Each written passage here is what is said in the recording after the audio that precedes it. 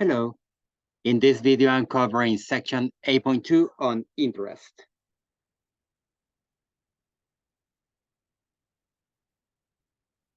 Okay, so in the introduction to this section is that according to Einstein, the most powerful force in the universe is compound interest. So in this section, we will explain how interest can either work for you or against you. As you will see, used properly, it can help you build a fortune, and if used improperly, it can lead you to financial ruin. So if you want to accumulate enough money to buy a newer car or go on a vacation, you could deposit money in a bank account. The bank will use your money to make loans to other customers and pay you interest for using your funds. However, you borrow money from the bank, say to take a college course, then you will pay interest to the bank. In essence, interest is the money that one person, that is the borrower, pays to another person who is a lender to use the lender's money. So savers earn interest and borrowers pay interest. We're going to start with a simple interest, and that's a formula. Okay, so this formula is not too complicated. Let's copy that. We're going to start with simple interest and then move to compound.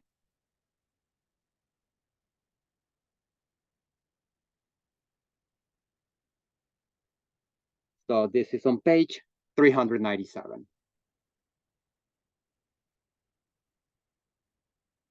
We calculate simple interest using the formula I equals PRT, where I is the interest earned, P is the principal, R is the annual interest rate, and T is the time in years. That is years after the initial deposit or depositing the principal.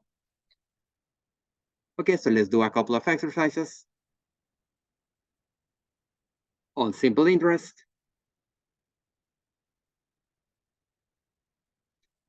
So we're going to do, so that's on page 405, we're doing numbers 1 and 4.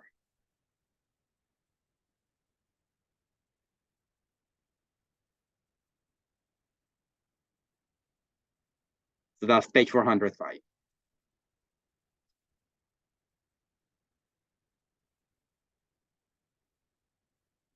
So in the exercises below, use the simple interest formula I equals PRT and elementary algebra to find the missing quantities in the table below. The principal is the initial investment.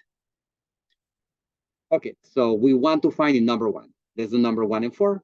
In number 1, we want to find I, that is the interest earned. The principal, we know the principal, the interest rate, and the time. The principal is 1,000. The interest rate, remember to convert the interest rate to decimal, and that's going to be after 3 years. So that product, 1,000 times 0.08 times 3 is going to be $240. So this account will earn $240 of interest after 3 years. And in number 4,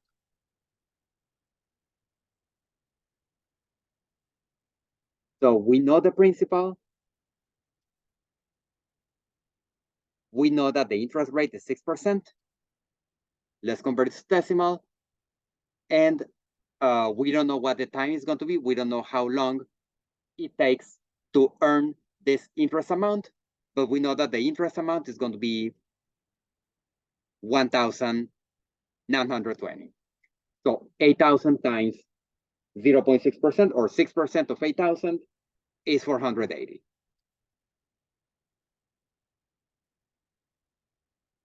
And divide both sides by 480. So 1,920 over 480 is going to be 4. So that's going to be the time. The time to earn this interest amount is going to be 4 years.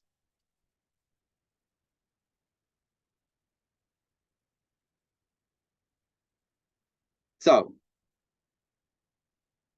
we know how to compound to find simple interest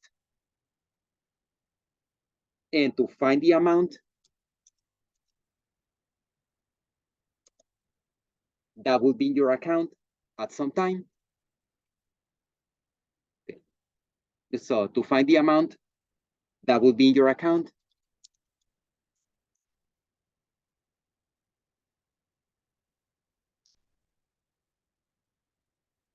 at some time in the future,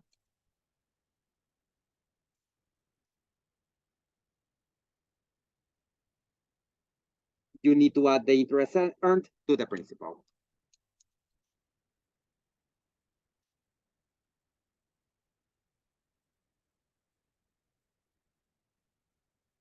So the amount, we can call the amount A. And actually, let's give it a name. To find the amount A that will be in your account at some time in the future, add the interest earned to the principal. So the amount A is going to be the principal plus the interest earned. But we know that the interest is PRT. The principal times the interest rate times the years after the initial investment. Factor out P, and it's going to be 1 plus RT.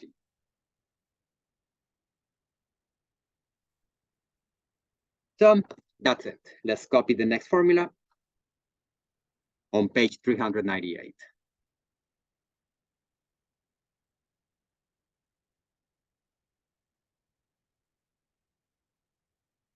So I'm copying that.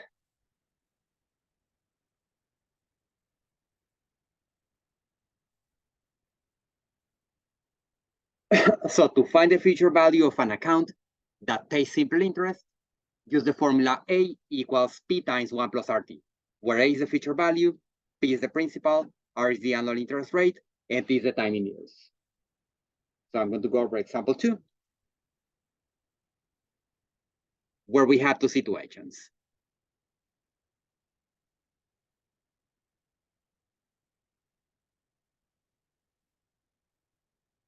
So this, by the way, page 398.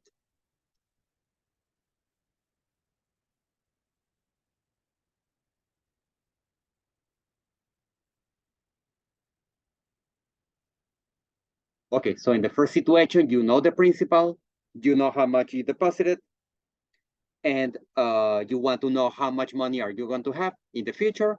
And in the second situation, you know how much money you want, and you want to know how much you should deposit. So suppose you deposit 1,000 in an account, paying 3% annual interest for 6 years. Use the simple interest formula to calculate the future value of this account. So that's the simple interest formula. So you know that the principal is 1,000, that the interest rate is 3%, and that this money is invested for 6 years. So the interest, well, not the interest. Actually, what I wanted to know was the amount. So let's, I mean, I still need PRNT, but what I want to find is the amount.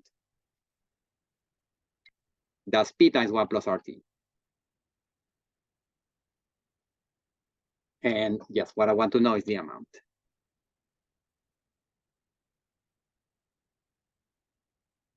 Okay, so that's the principal times 1 plus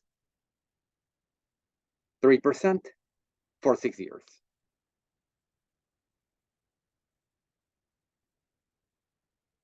The 0.03 times 6 is going to be 1.8 or 0.18.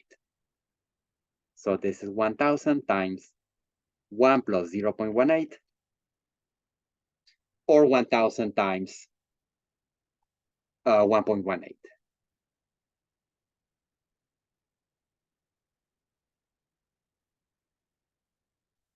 Okay, so the amount in the account is going to be $1,180.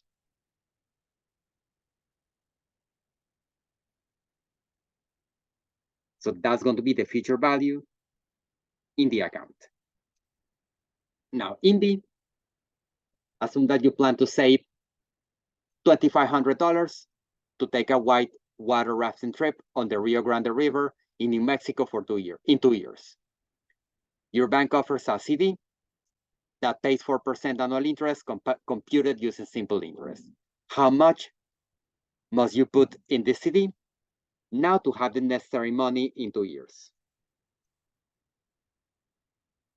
Okay, so what do we know? Now we know the amount. We know that the amount will be $2,500. That you're going to deposit the money for 2 years, and that the interest rate is 4%. We need to find P. So P times the principal, we need to find the principal. How much should you invest now to have 2,500 in 2 years?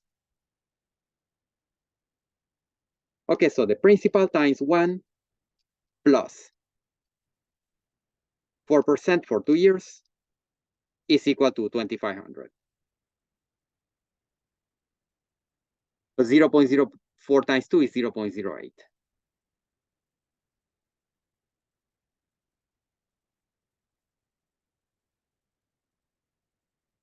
And 1 plus 0.08 is 1.08.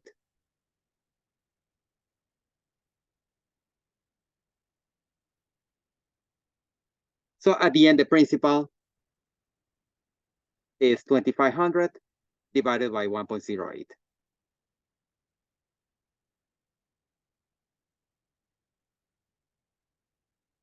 Okay, so I'm showing you what the calculator is doing. So you're going to have 2,500 over 1.08. So this is $2,314 with 81 cents, but we need to round up. We need to round up to make sure we have that amount. So this is approximately $2,314, and then you have 81485.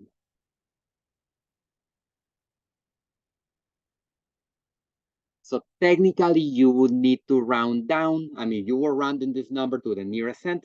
You will round down, but you would fall slightly short, maybe by $1 or maybe less than $1. But you need to make sure you have 2,500. So to make sure you have 2,500, you should invest or you should deposit $2,314 with 82 cents.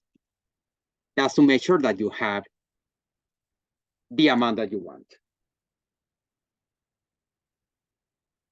Okay, so let's write a note. We need to round up. Round up. Okay, so that was simple interest, but now we're going to talk about compound interest.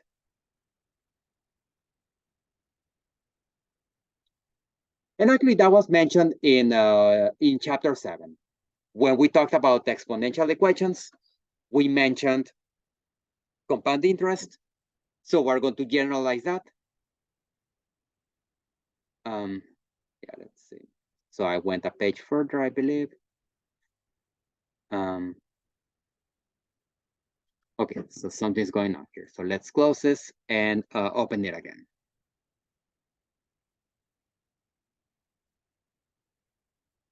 And I'm going to show you the book.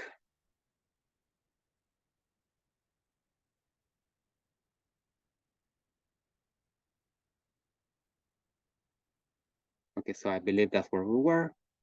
Oh yes, compound interest. So it seems fair that if money in a bank account has earned interest, the bank should compute the interest due, add it to the principal, and then pay interest in this new larger amount. This is in fact the way most bank accounts work. interest that is paid on principal plus previously earned interest is called compound interest. So if the interest is added yearly, we say that the interest is compounded annually. If the interest is added every 3 months, we say that the interest is compounded quarterly, and so on. So interest can also be compounded monthly and daily. So the process of earning interest over interest over interest, that's called compounding. So this example is not in the book.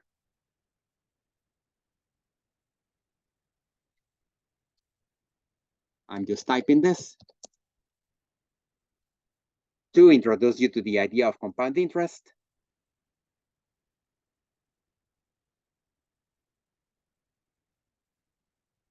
So here's the situation. Let's suppose that a $1,000 principal is deposited into an account paying 5% annual interest.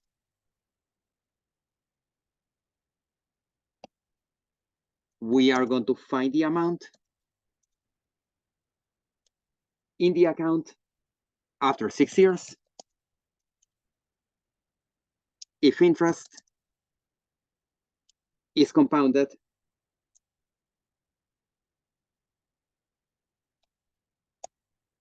first annually, we learn how to do this in chapter 7. Next, semi-annually. So semi stands for half. So semi-annually, that would be twice a year. Quarterly.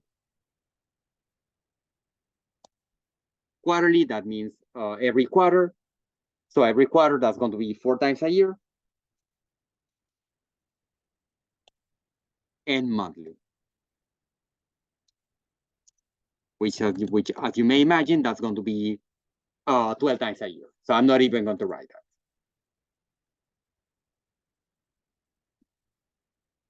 Okay, so annually, that was done in chapter 7. So that was done in section 7.4.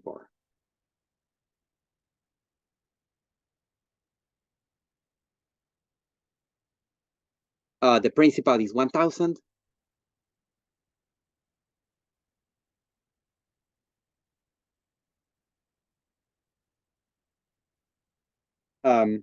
The interest rate is 5%. Next, the number of years is 6. So I'm using the formula that we learned in section 7.4, where the amount was the principal times 1 plus r raised to the n power. So let's plug it in. The amount is going to be 1,000 times 1 plus 0.05 raised to the 6th power.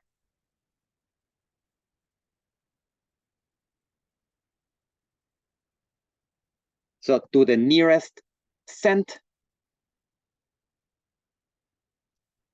this is $1,340 with 10 cents.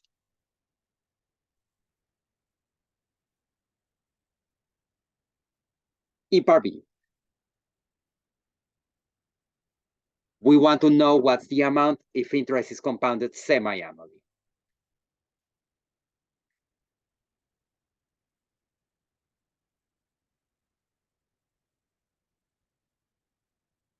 So we are investing 5%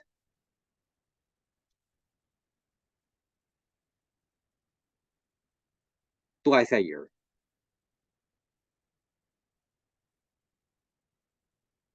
That is, it's going to be 2.5 or 2.5 the first half. We're dividing the 5% by 2. 2.5% in the first half and 2.5% in the second half.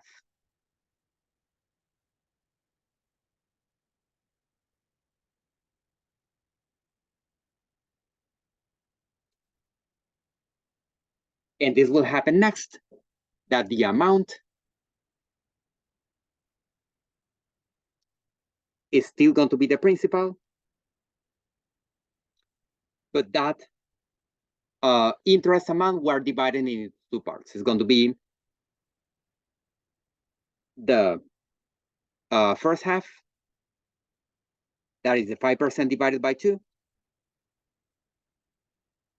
in the first half, and the 5% divided by 2 in the second half.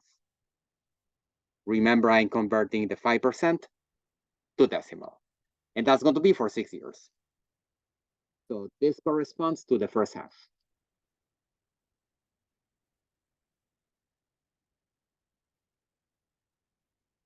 And the second half.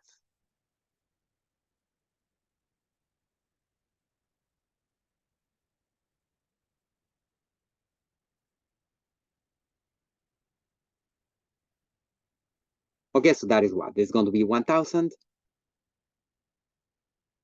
Next, I have 1.05. That's 0.025.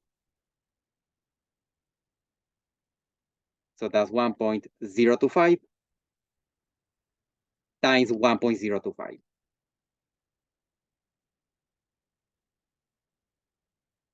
Raised to the 6th power. Or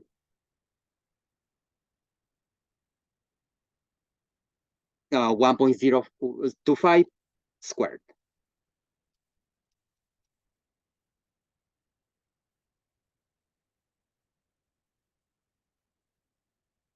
And all that raised to the 6th power. So we did exponents in the past. The amount is going to be 1,000 times 1.025 to the 2 times 6.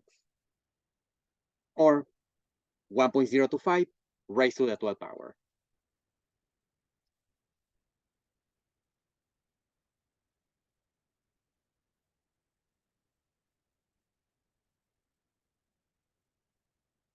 Okay, so let's see what the amount is going to be. This is 1,000 times 1.025 raised to the 12th power. And that's to the nearest cent. That's going to be $1,344 with 89 cents.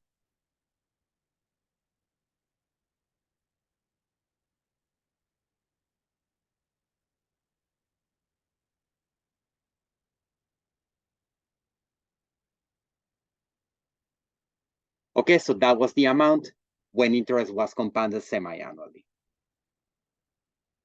And when interest was compounded annually, that's what we got.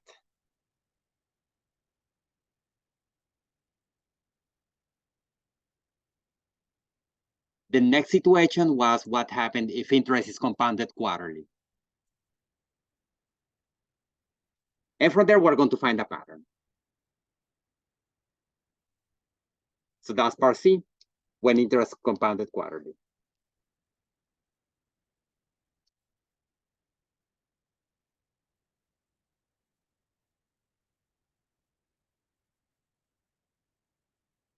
So if interest is compounded, so if it's 5% compounded quarterly, so that's 5% annually. That's going to be 5% as a decimal is 0.05. That's going to be 0.0125 or 1.25% each quarter.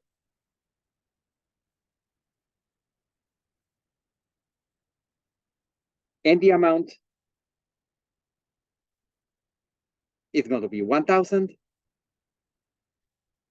And every quarter, so first quarter is going to be 0.0125. Or, yeah, missing a 0. Times 1 plus 0.0125.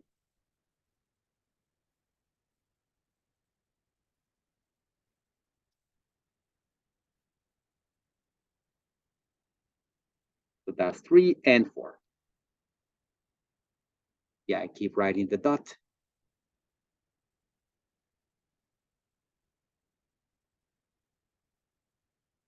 And that's going to be for 6 years.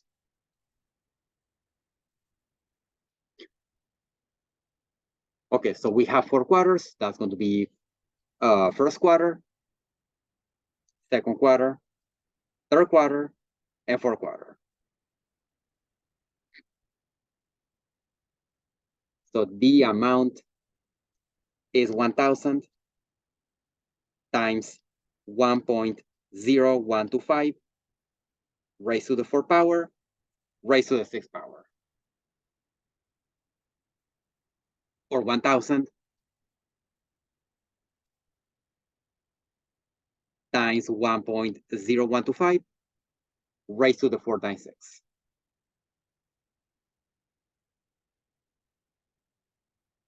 Which is the same as 1,000 times 1.0125 raised to the 24th power.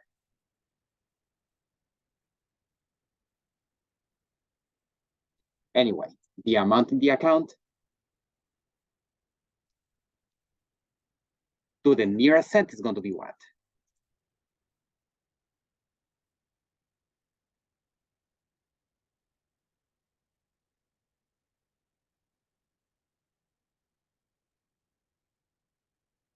So that's $1,347 with 35 cents.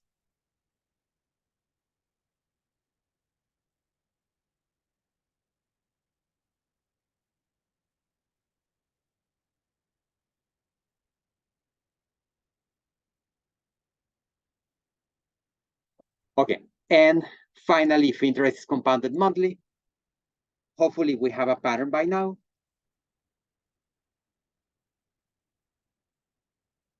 So that's part D. If it's compounded monthly, you know that it's going to be 0.05 over 12 each month.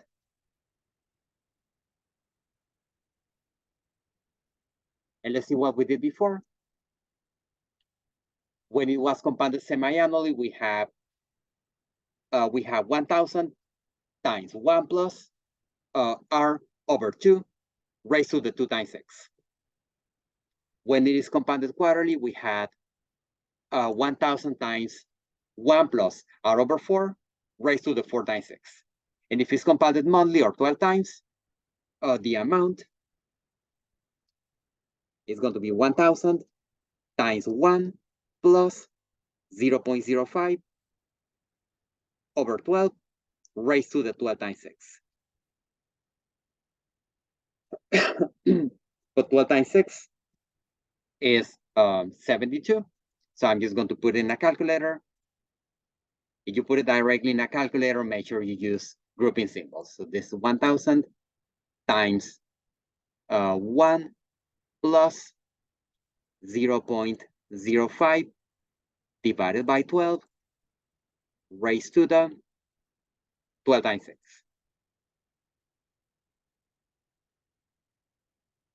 And to the nearest cent, the amount is going to be $1,349 with 2 cents.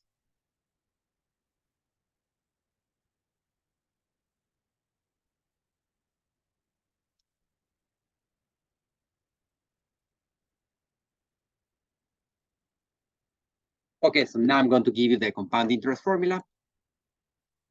We did this long example, but I'm going to copy the formula for you. That's on page 401.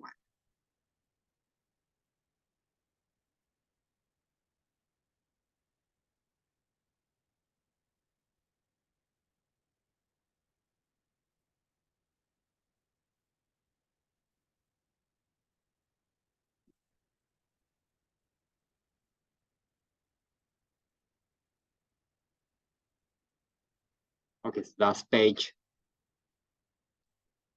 401.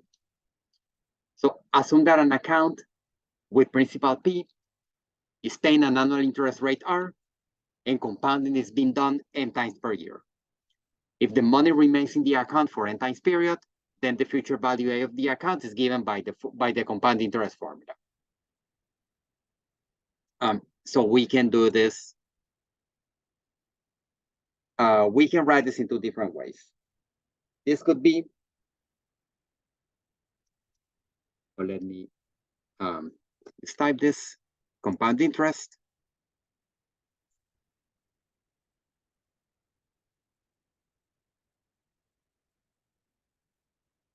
So you can write it in two different ways. That can be the principal times 1 plus the interest rate over the compounding periods raised to the compounding periods per year times the number of years. Or that can be the principal times 1 plus the interest rate divided by the number of compounding periods per year raised to the total number of compounding periods. So A is the amount. Let's use a different letter, different color for that. A is the amount. P is the principal.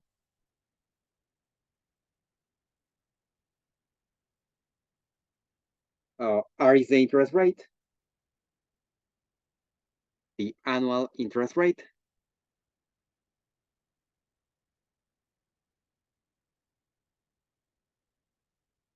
What else? T is the number of years later.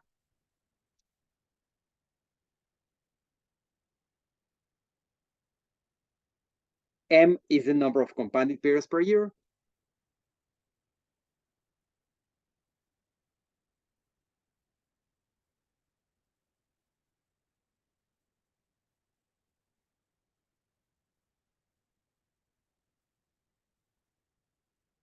And N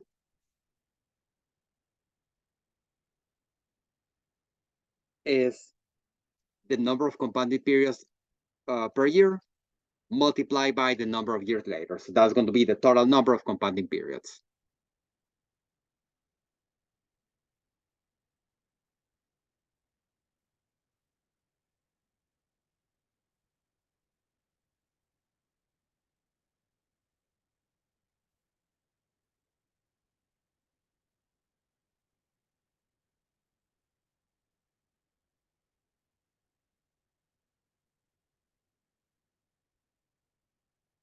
Okay, so we're going to do more examples of this formula, of the compound interest formula.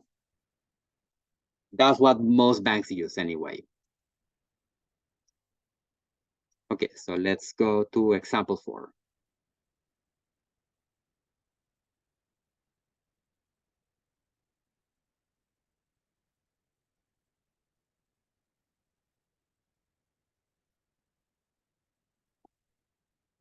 So this is example 4 on page 401.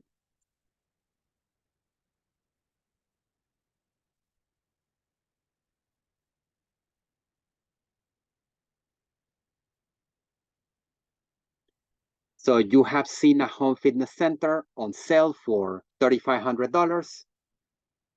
And what really makes the deal attractive is that there is no money down and no payments due for 6 months.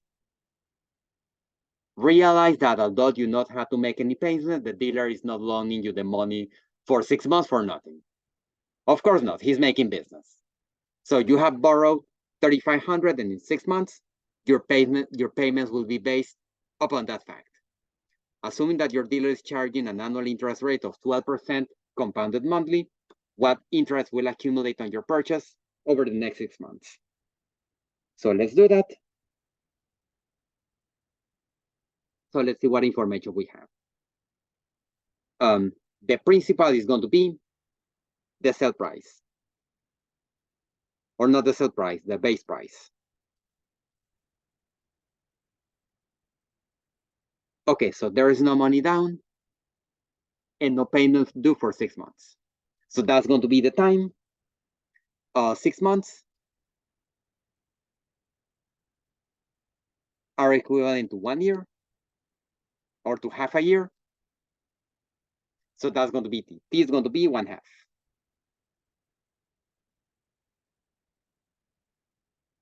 What else? The interest rate is 12%.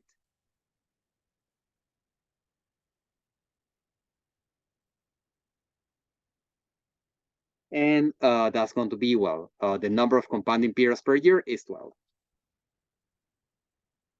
So the amount, if it's compounded monthly, that's how we know that m is equal to 12.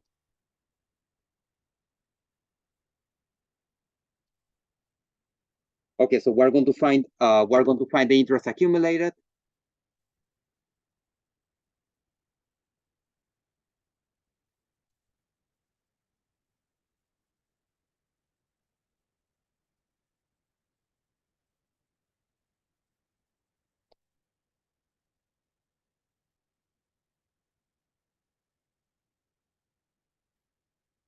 In this case, the interest accumulated is going to be the amount minus the principal.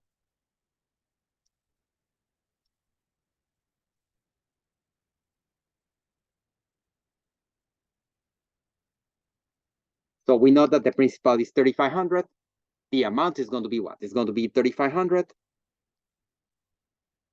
So using the compound interest formula, that's going to be 1 plus the interest rate over 12 months raised to the half a year times 12 compounding periods. So I'm just going to keep it in the order of the formula, even though we know that multiplication is commutative. So that's going to be 12 times 1/2. And this is what? This is 3,500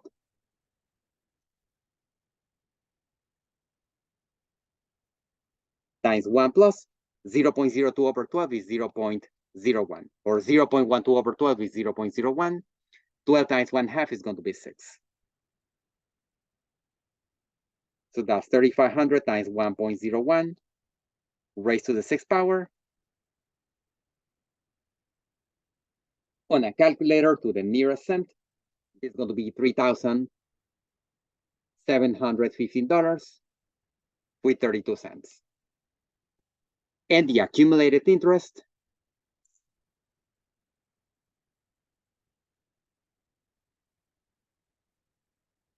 is going to be that minus 3,500.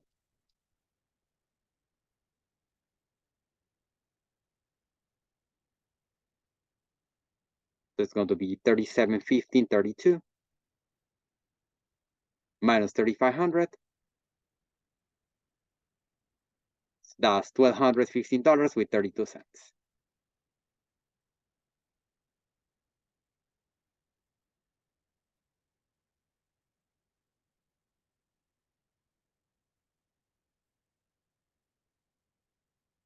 So another example has to do with bank accounts.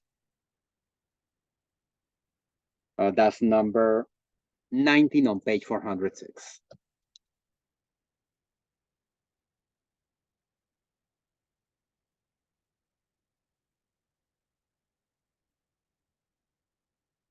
Okay, so I'm going to copy all this text.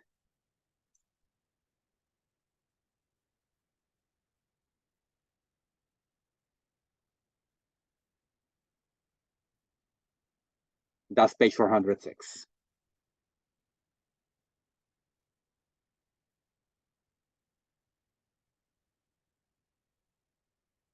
Savings institutions often state a nominal rate, which you can think of as a simple annual interest rate, and the effective interest rate, which is the actual interest rate earned due to compounding. So given the nominal rate, it is easy to calculate the effective interest rate as follows. Assume that you invest $1 in an account, paying interest rate of 6%, compounded monthly. So what do we have? We have that the principal is $1.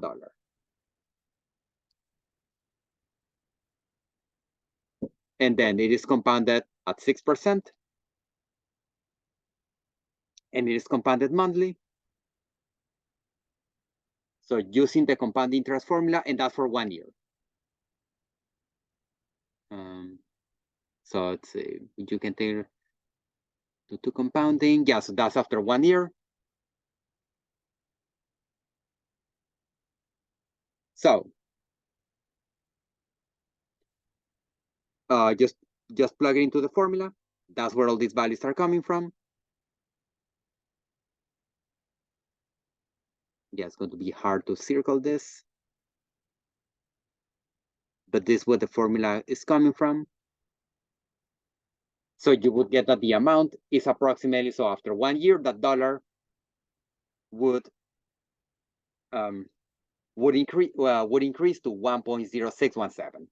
So the effective interest rate is going to be that amount minus 1. As a percent, that's 6.17%. So use this method to find the effective interest rate for the investment in exercise 19. So in exercise 19, we have a nominal yield of 7.5% compounded monthly.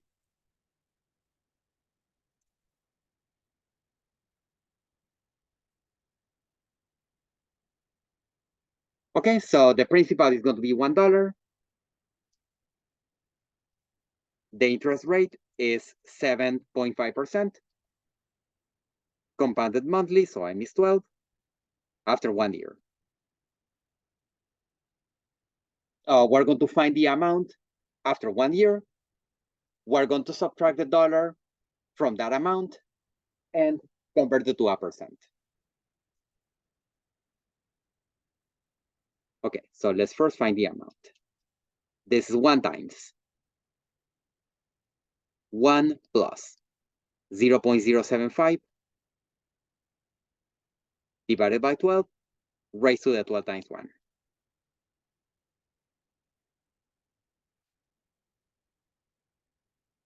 So 0.075 over 12 is going to be what? It's going to be 1 plus 0.00625. 12 times 1 is 12.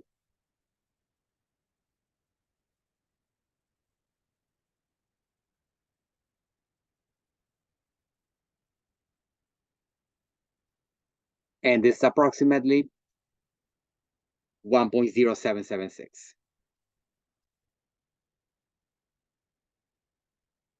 So subtract 1 from that.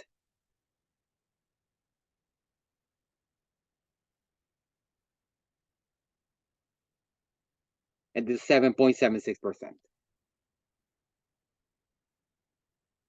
So this is the effective nominal rate.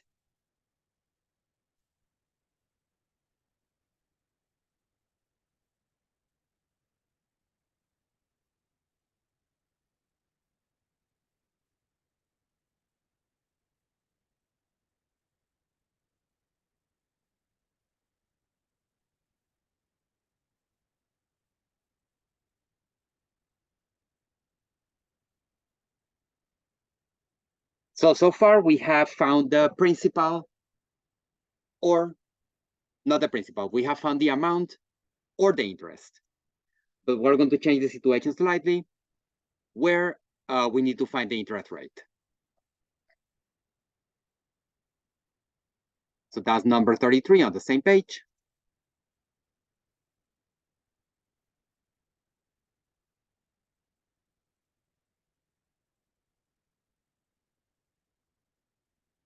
So that's still page 406. So in this exercise, use the compound interest formula and the given information to solve either for T or R. So you know the amount, the principal, the time, that's going to be 5 years later, and we need to find R. And just from the formula, we know that M is equal to 1. So, we need to find R. So 2,000 times 1 plus R raised to the 5th power is 2,500.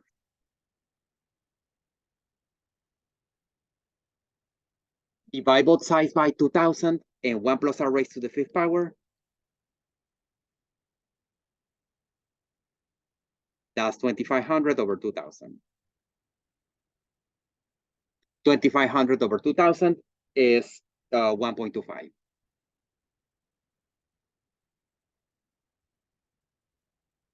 So 1 plus R 1 plus r is the fifth root of 1.25. Yeah. Or 1.25 raised to the 1/5 power. Actually, I don't need this anymore. 1.25 raised to the 1/5 power.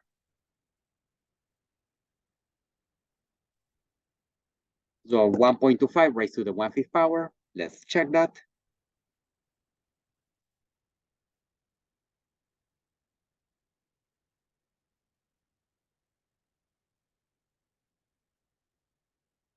This is approximately 1.0456.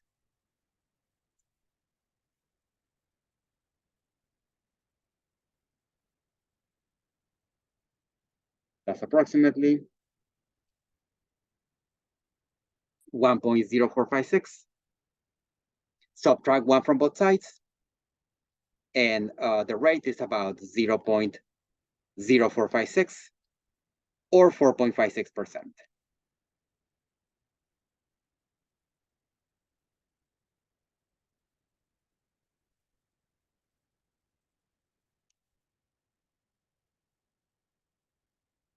Okay, so back to example 5. Back to the exercise in the book. We're going over example 5. That's page 402.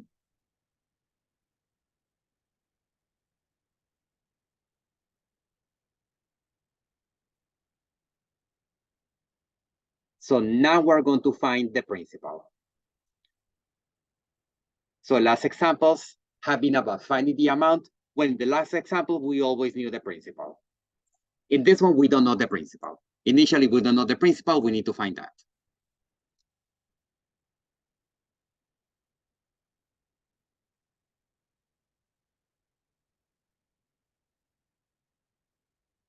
Upon the birth of a child, a parent wants to make a deposit into a tax-free account to use later for the child's college education. Assume that the account has an annual interest rate of 4.8% and that the compounding is done quarterly. How much must the parent deposit now so that the child will have $60,000 at age 18? So what do we know? We know that the interest rate is 4.8%.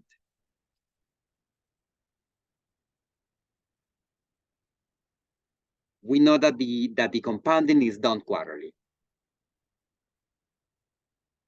And we know that the amount, well, we know that the amount is going to be 60,000 when the child turns 18. So that's going to be the time. T is going to be 18. We know the amount, and everything else, we need to find the principal. So the principal, whatever that is, that's right, find P. Whatever the principal is, times 1 plus 0.048 over 4 raised to the 4 times 18. That is equal to 60,000. So 0.08 over 4 is 0.12. Plus 1 is going to be 1.012. 4 times 18 is 72.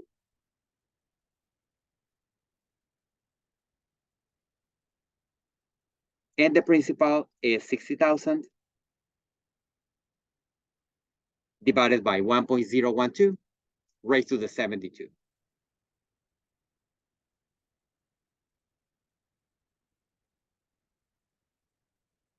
Okay, so let's see what is this. That's 60,000 divided by 1.02 or 1.012.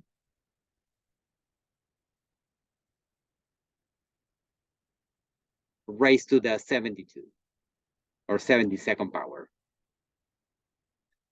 And that's going to be to the nearest cent. That's going to be $25,000 for $25,418 with 76 cents.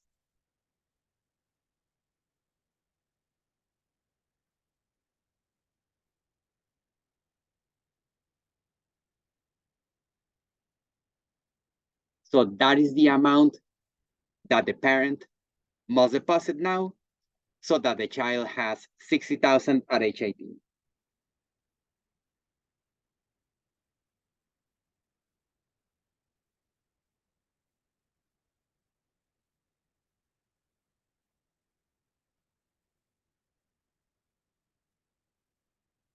So I have two more examples to cover.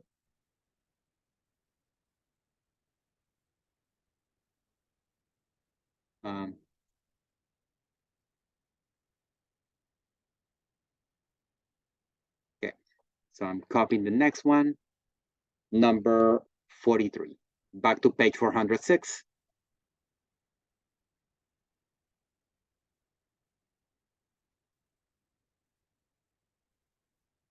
Number 43.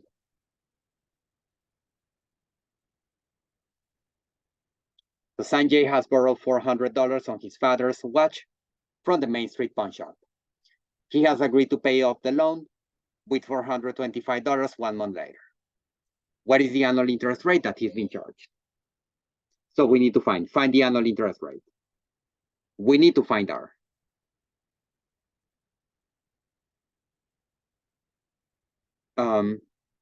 So it says that it doesn't say specifically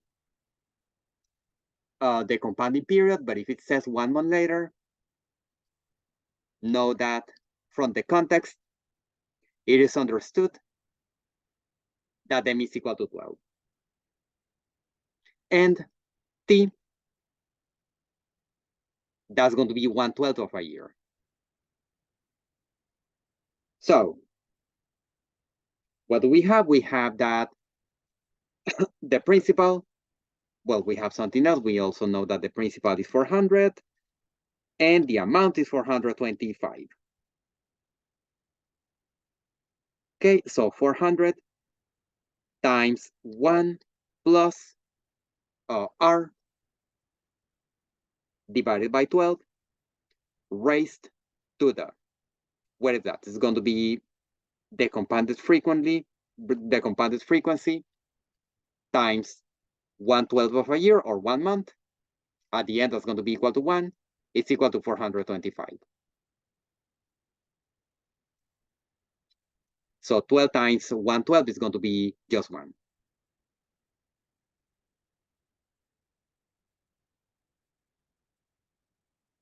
So good thing, we don't need to take roots. Divide both sides by 400 and 1 plus R over 12.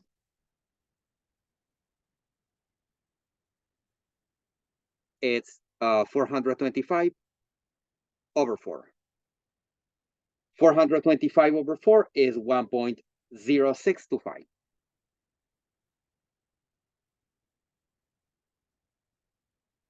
And this one, this is another one, this is an R. Okay, so subtract 1 from both sides. And R over 12 is 0.0625. So R is going to be 0.0625 multiplied by 12. So 0.0625 multiplied by 12 is going to be 0.75. So the interest rate is quite high. They are asking you what is the annual interest rate that is being charged. Actually, that's quite a lot. That's 75%. And last example, it's about inflation.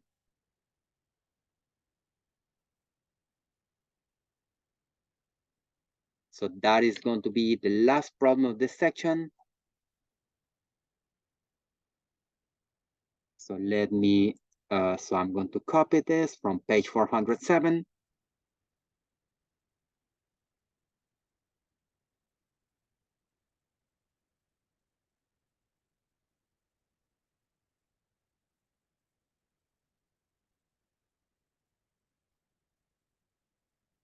Okay, the statement says that the consumer price index, or the CPI, we mentioned that. We mentioned that in chapter 6.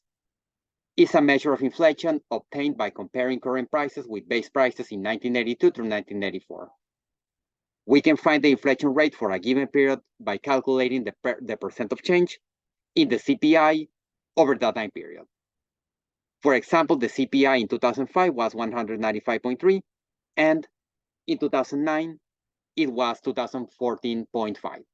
So the inflation rate, you can see it there. It's going to be the percent of change, that's 9.8%. So use the given graph to do exercise 47 to 50. So I'm going to copy the graph.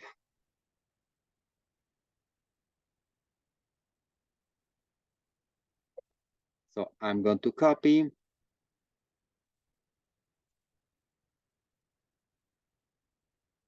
We need this graph. Let's make this a little bit bigger.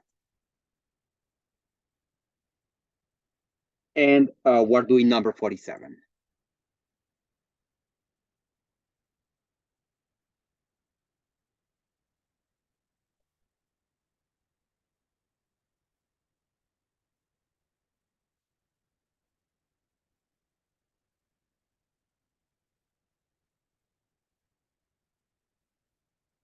Okay, trying to make this a little bit bigger.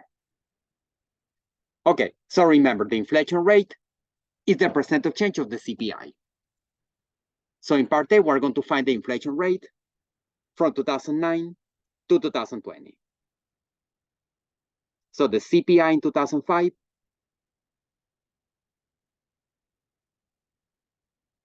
the CPI in 2005 was 195.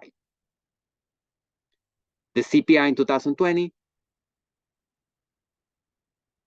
the CPI in 2020 was 258. So the inflation rate from 2005 to 2020 was the percent of change. Okay, so that's the inflation rate. That's the percent of change. That's the CPI in 2020 minus the CPI in 2005. We're finding how much or what percent the price increase since 2005. So that's going to be the base. The base quantity is going to be the CPI in 2005. We want to measure the increase. So that is 258 minus 195 over 195.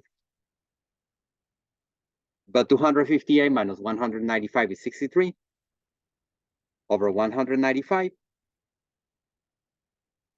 This is approximately 0.323.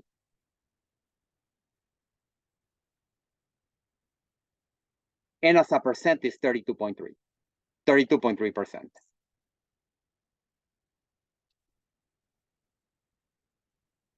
So that was the inflation rate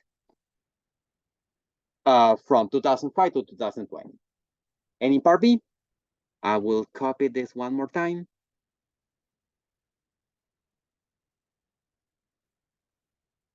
Yeah, I still need the statement.